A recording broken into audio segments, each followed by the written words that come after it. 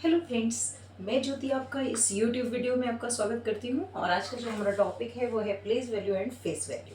ठीक है, एक मैंने इसके लिए टीएलएम तैयार किया है जिससे आप बहुत इजी तरीके से इस प्लेस वैल्यू और फेस वैल्यू को आप समझ पाएंगे। ठीक है, एक मैं रैंडम नंबर ले लेती हूँ। ठीक है, कोई भी एक रैंडम नंबर लेती हूँ और आपको सबसे पहले समझाती हूँ कि फेस वैल्यू आप कैसे पता करें। ठीक है, फेस वैल्यू। ठीक, अब मान लीजिए मैंने कोई नंबर लिया, एक नंबर ले लेती हूँ मैं 7893। ठीक है, तो इसी तरह दिया जाता है, एक नंबर दे देते हैं और आपसे पूछा जाता है पर्टिकुलर नंबर का फेस वैल्यू क्या है। ठीक है, जैसे मैं एक नंबर पूछती हूँ कि 7, इसको मैंने सर्कल कर दिया, इसकी फेस वैल्यू क्या है। ठीक है, तो फेस वैल्यू यानी कि उसकी क्या पहचान है। ठीक है, तो अब 7 को सर्कल करके पूछा गया कि इसकी फेस वैल्यू क्या है। आप इमेजिन करिए कि आप एक मिरर के आगे खड़े हैं। ठीक है, तो अगर आप मिरर के आगे खड़े हैं या तो आप ये बताइए कि आपको अपनी इमेज दिखाई देती है या किसी और की, है ना। किसी और की तो नहीं दिखाई देती। ऐसा तो नहीं है कि आप खड़े हैं मिरर के सामने और आपको अपनी फ्रेंड की या फिर अपने कजिन की किसी और की इमेज दिखाई दे रही है ना। अगर आप खड़े हैं तो आपकी फेस वैल्यू, आपकी ही इमेज आपको दिखाई देगी। उसी तरह जिस नंबर को सर्कल किया जा रहा है, ठीक है, या अंडरलाइन किया जा रहा है, वही उसकी फेस वैल्यू होती है। ठीक है, वही उसकी फेस वैल्यू होती है। ठीक, जिस तरह से हम मिरर के आगे जब खड़े होते हैं तो हमारी ही इमेज दिखाई देती है, उसी तरह फेस वैल्यू अगर पूछी जाए तो जो भी नंबर आपसे पूछा जा रहा है ना, जिस भी नंबर पर्टिकुलर नंबर को आपको पूछा जा रहा है वही उसकी फेस वैल्यू होगी। यहाँ पे 7 पूछा गया तो फेस वैल्यू क्या हो जाएगी? फेस वैल्यू हो जाएगी 7। ठीक है, इसी तरह अगर 8 की पूछ ली जाए, 9 की पूछ ली जाए, 3 की पूछ ली जाए, तो जो पूछी जा रही है वही वैल्यू उसकी हो जाएगी। ठीक है, इजी है। आपको ध्यान रखना है कि मिरर में जिस तरह से हमारी ही इमेज दिखाई देती है, उसी तरह फेस वैल्यू में जिस नंबर को पूछा जा रहा है, जिस डिजिट को पूछा जा रहा है, वही डिजिट उसकी फेस वैल्यू होगी। इजी है ये बहुत। इसमें कोई भी जो एक होते की कोई भी दिक्कत या कोई भी परेशानी वाली कोई बात नहीं है। ठीक है, आपको बस इतना ध्यान रखना है, जिस तरह हमारी इमेज हमें दिखाई देती है मिरर में, उसी तरह फेस वैल्यू क्या है, जिस डिजिट की पूछी जा रही है वही उसकी फेस वैल्यू होगी। चलिए, अब दूसरा है हमारा प्लेस वैल्यू। प्लेस यानी पोजीशन, किसी नंबर की पोजीशन क्या है। चलिए, अभी मैंने जो नंबर लिखा था मैं वही लिख लेती हूँ, 7893। ये मैंने एक रैंडम नंबर लिख लिया है, आप कोई भी नंबर देख सकते हैं। एक मैंने रैंडम नंबर लिखा है। ठीक है, तो ये इसकी प्लेस वैल्यू है। अब मुझे इसमें प्लेस वैल्यू फाइंड करनी है।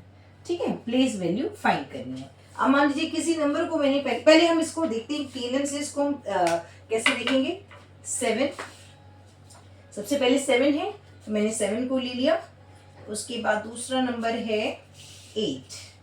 ठीक है, तो second number is 8 and third digit is 9। ठीक है, तो ये 9 हो गई और फोर्थ डिजिट इज 3। ठीक है, यही नंबर है, ये हो गई डिजिट आपकी। चलिए, ठीक है, आप मेरे ख्याल से आपको अच्छे से नज़र आ रहा होगा। ये देखिए, ठीक है, अब इस तरह से इसकी इमेज आप देख सकते हैं। जो नंबर यहाँ लिखा है वो मैंने यहाँ पे आपको लिख कर दिखा दिया है। ठीक है, तो अब हम देखेंगे 7 किस प्लेस पे है। 7 है 1000 के प्लेस पे। 100 किस प्लेस, 8 किस प्लेस पे, तो 100 के प्लेस पे। 9 है टेंस के प्लेस पे और 3 है 1 के प्लेस पे।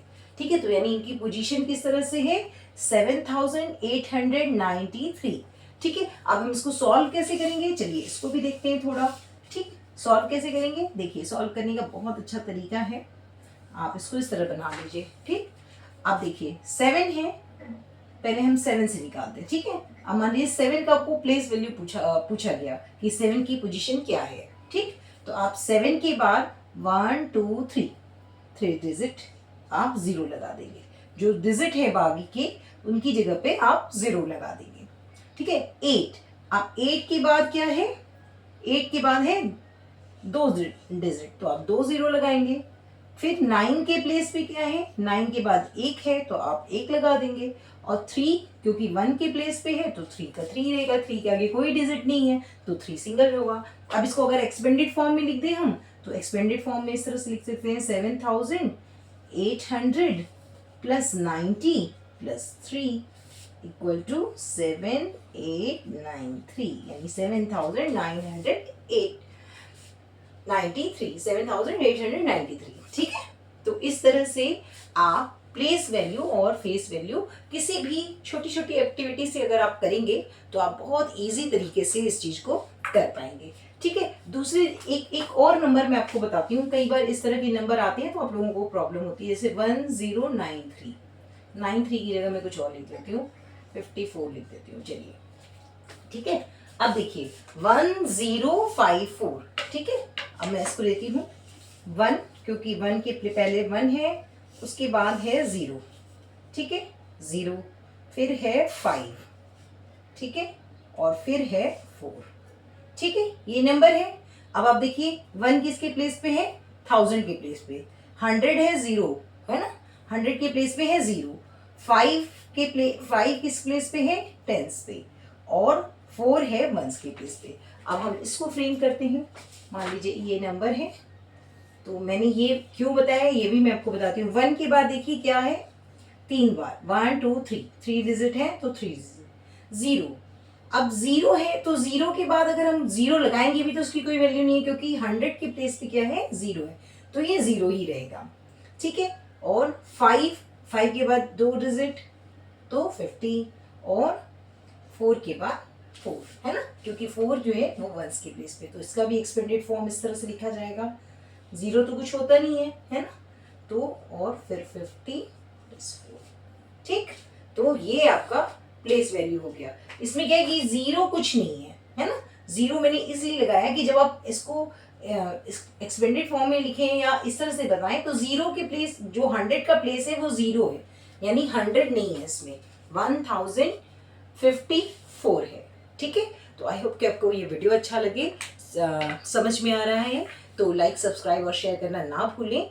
और फिर मिलेंगे अगली वीडियो में कुछ नई एक्टिविटी के साथ, कुछ मज़ेदार ट्रिक के साथ, जिससे कि आपकी ये जो समर वेकेशन है ये मतलब कुछ एक्टिविटी करते हुए अच्छे से आप कुछ सीख पाएं। चलिए बाय बाय।